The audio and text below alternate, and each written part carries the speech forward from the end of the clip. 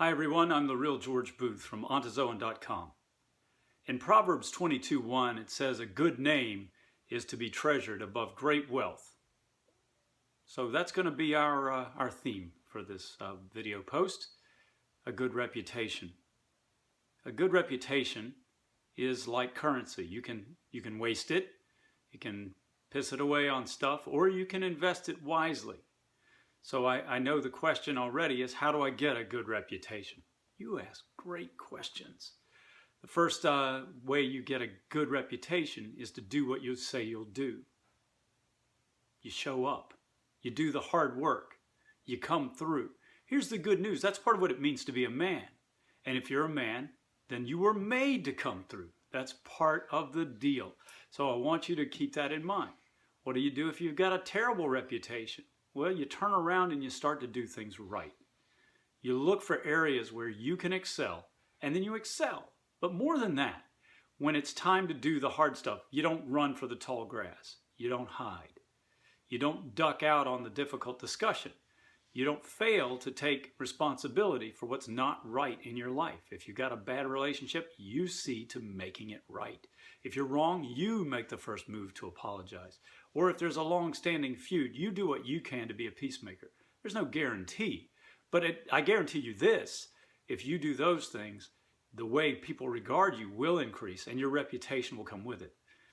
The word that really sums up a good reputation is integrity. Integrity means wholeness, and that's what we're after. So when your words and your deeds line up, you have integrity. When your thoughts and your actions line up, your intentions actually result in concrete behaviors, actions, that's integrity. All very important stuff. All right, so we've talked about how to get a good reputation, but we need to talk about why the good reputation exists. It's not there as an end in itself. In the same way that it's wrong to make an idol out of money. You don't make a god out of what you possess. A good reputation is not to be treated like an idol either. Let's talk about a story in the New Testament where Jesus told the parable of the Good Samaritan. You may recall that a man was on the road to Jericho, and on the way he was robbed, and he was beaten and stripped and left for dead. The story goes on that a priest and a Levite came walking down the road, saw the man in his beaten, bloody condition, and crossed over to the other side of the road to avoid him. Why does that matter? Well, they guarded their reputation. They valued their reputation more highly than they cared for the well-being of this poor man. And here came a Samaritan, a foreigner, an alien, an outcast, who looked at this bloody, beaten man and took pity on him. And he didn't worry about his reputation. He was willing to risk coming in contact with blood, which made you ritually unclean. So he was willing to squander his reputation that way. And he did more than that. He took that man he bound up his wounds with oil and wine, it says. And he took him into the nearest town, and he paid for lodging at the inn. So he not only paid a social price, but he paid a monetary price.